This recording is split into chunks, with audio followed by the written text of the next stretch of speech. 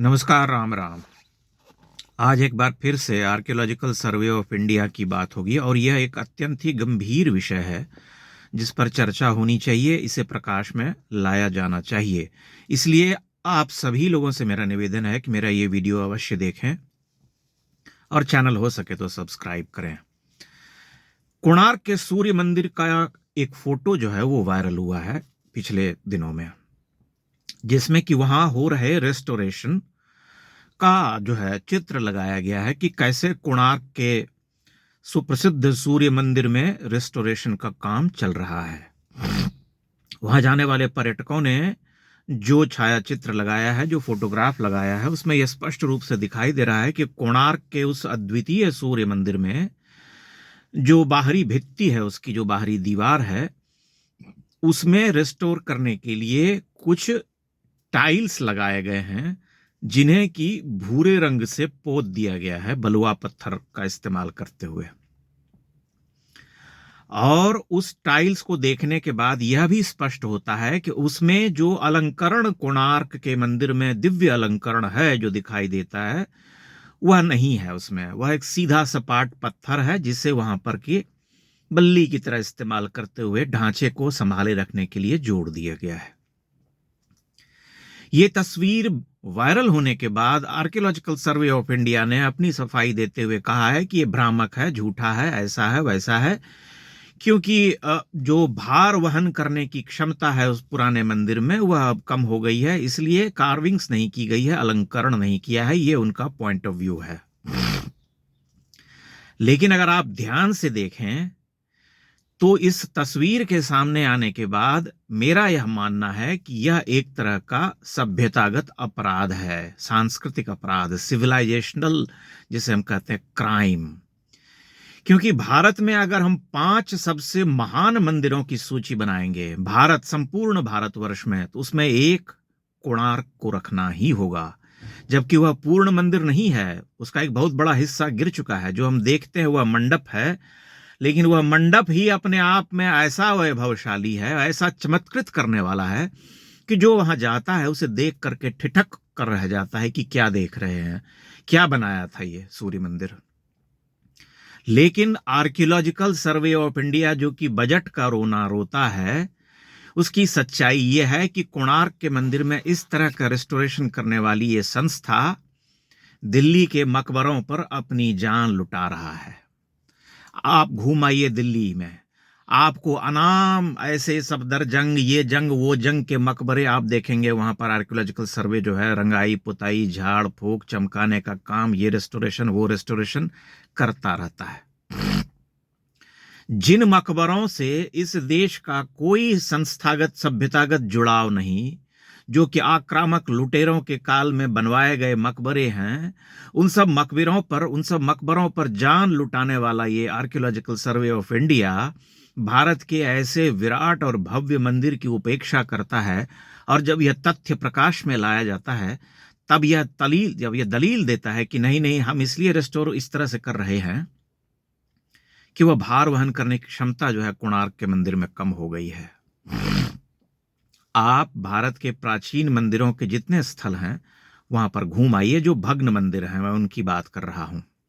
चूंकि एक बड़े से क्षेत्र में मैंने भ्रमण किया है 2-2.5 वर्ष, चंबल और बुंदेलखंड का क्षेत्र और कुछ मध्य प्रदेश के भी अन्य इलाकों में मैं गया हूं, इसलिए मैंने यही देखा है कि यहां जितने भी प्राचीन मंदिरों के भग्नावशेष हैं, उनमें से अधिकांश अपने पूर्ववत स्थिति में बने हुए हैं।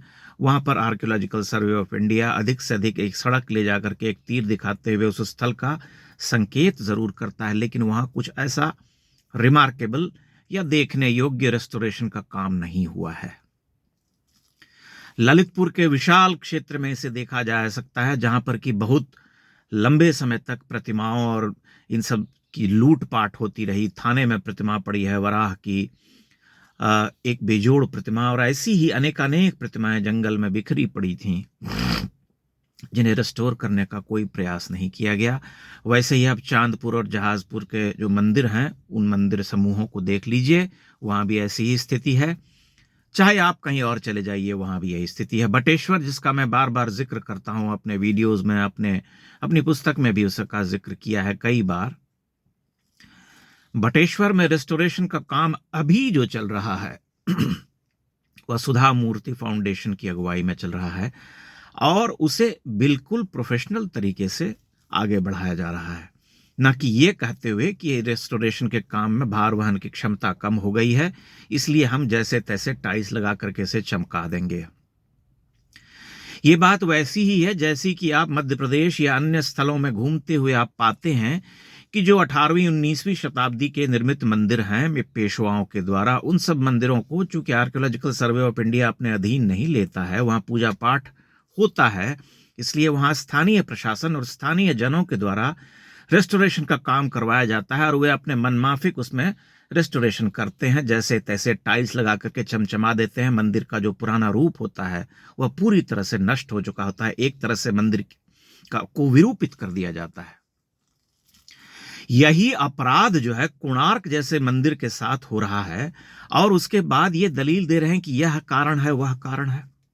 मेरा यह मानना है कि इस मामले में सीधा सीधा सरकार को दखल देना चाहिए, क्योंकि जो सरकार अयोध्या में इतने भव्य मंदिर का निर्माण करवा सकती है, वही सरकार, उसका यह दायित्व भी है कि वह भारत के प्राचीन वैभवशाली और महान देवालयों को ढंग से रिस्टोर कराए, ताकि आने वाली सदियां प्राचीन भारत के वैभव को, उसकी विरासत को, उसकी भव्यता को देख सकें, उसकी इंजीनियरिंग को देख सकें, उस ज्ञान विज्ञान की परंपरा को समझ सकें। अन्यथा इसी तरह से प्राचीन मंदिरों को अगर रिस्टोर किया गया, तब तो वे पूरी तरह से विरूपित हो जाएंगे, और हमें जो है देख करके अफसोस होगा। आने वाले पर्यटक भी अगर वहां जाएंगे तो उन्हें भी यही लगेगा कि हम क्या देख रहे हैं, क्योंकि एक हिस्सा तो अत्यंत ही अलंकृत है, सुगढ़ है, महीन और विलक्षण मूर्तियों से भरा हुआ है, दूसरा हिस्सा जहां रिस्टोर किया गया वह फ्लैट है।